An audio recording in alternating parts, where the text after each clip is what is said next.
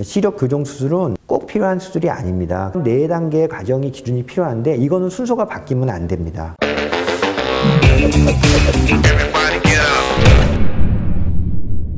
안녕하세요. 안과 전문의 오정우입니다. 제가 확실하게 설명해 드릴게요. 수술을 하면 어떻게 시력이 좋아지는지 궁금해요. 자, 우리 눈은 원래 이렇게 동그란데 가까운 걸 많이 보면 눈에 힘을 주게 되고 눈이 길어지게 됩니다. 이걸 이제 근시라고 합니다. 각막을 안경 모양으로 깎아서 상을 뒤로 밀어줘서 상이 뒤에 맺히면 이제 잘 보게 되는 겁니다.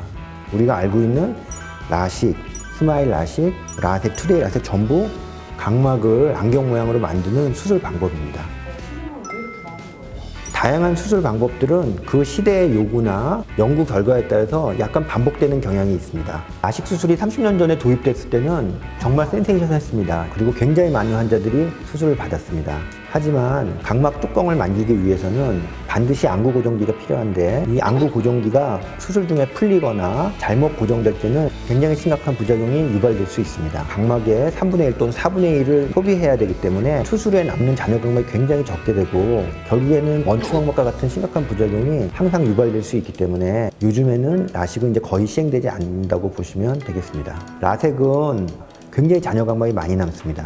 잔여 각막이 많이 남으니까 그 전에 이제 라식이 가지고 있었던 안전성에 대한 문제는 해결이 되었고요. 근데 대신에 이제 상처 부위가 노출되는 또 단점이 있으니까 또 심한 통증, 오랜 회복 기간, 최대 단점이라고 보시면 되겠습니다. 스마일 라식은 상처는 노출되지 않기 때문에 빠른 시력 회복과 적은 통증의 장점을 가지게 됩니다. 대신에 안구 고정기가 풀렸을 때 역시 심각한 부작용이 생기는 것은 라식과 동일하고요. 잔여 각막이 굉장히 적게 남으니까 원추각막이나 여러 가지 문제의 부작용이 보고되어지고 있습니다. 최근까지도 우리나라에서 연 한 20만 명에서 25만 명 정도가 수술 받는다고 하는데요. 아직까지도 한 70% 정도가 이제 라섹을 받는 이유는 환자분들이 안전성을 중요시하기 때문에 이제 라섹 수술을 많이 받는다고 보시면 되고요. 통증이라든지 오랜 회복 기간의 단점을 해결하는 수술 방법이 이제 투데이 라섹이라고 보시면 되겠습니다. 투데이 라섹은 2라는 숫자가 굉장히 이제 친밀한데요. 수술 시간 자체도 뭐 2분밖에 안 걸리고요. 렌즈를 빼는 기간도 기존 라섹과는 훨씬 짧게 이틀이면 되고요. 시력 회복 속도도 2배 빠르고요.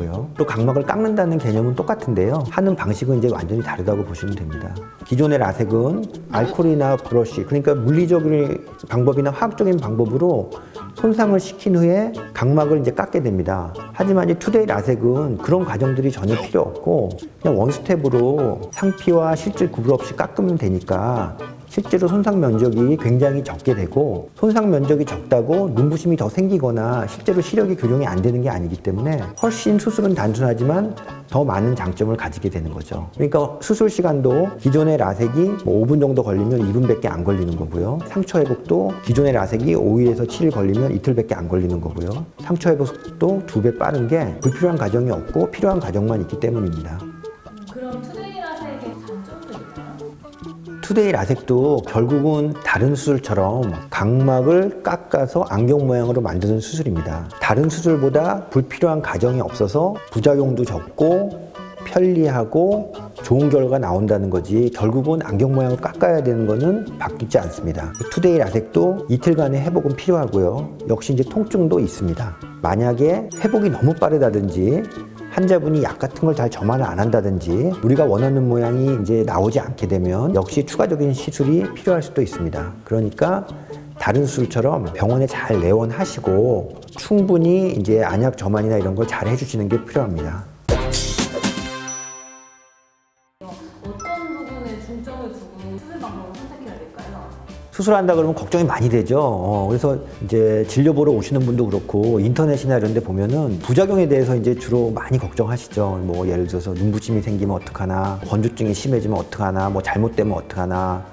시력 교정 수술은 꼭 필요한 수술이 아닙니다. 꼭 필요한 수술이 아닙니다. 근데 이제 안경을 벗고 렌즈를 안 끼고 행복하게 이제 살기 위해서 하는 수술이니까 제일 중요한 거는 안정성이겠죠. 수술 자체가 안전한지, 내가 수술해도 안전한 눈인지 그걸 이제 보는 게 중요하고요.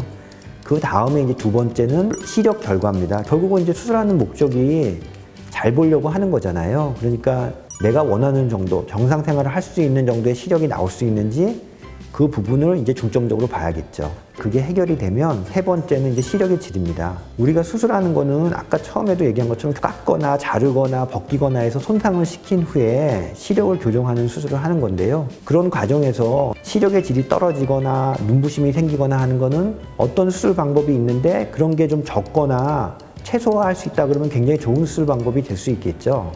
그래서 세 번째는 시력의 질을 관점에서 확인을 하는 게 필요하고요. 그 다음에 이제 마지막이 편의성입니다. 앞에 모든 게 이제 동일하다 그러면 수술이 아프지 않고 시력 회복이 빠르고 수술 후에 번거로운 게 없다든지 빨리 정상생활 복귀할 수 있다 그러면 굉장히 좋겠죠. 근데 이러한 네 단계의 과정이 기준이 필요한데 이거는 순서가 바뀌면 안 됩니다. 안전성, 결과, 시력의 질, 그 다음에 편의성 이렇게 순차적으로 기준을 정해서 수술을 대입해서 결정을 해야 되는데요. A라는 수술이 아프지 않고 좋다고 해서 그 수술이 좋은 건 아니겠죠. 차라리 그 수술보다는 B라는 수술이 굉장히 안전하지만 눈이 많이 아프고 회복이 늦다고 하더라도 나한테는 B라는 수술이 더 적합하다는 얘기가 되겠죠. 시력 교정 수술을 생각하고 있는 분들은 순차적으로 네 가지 스텝에 맞춰서 수술 방법을 결정하는 과정이 필요할 거라고 생각이 됩니다. 어색해. 오늘 여기까지 말씀드릴게요. 도움이 되셨다면 구독, 좋아요 부탁드릴게요.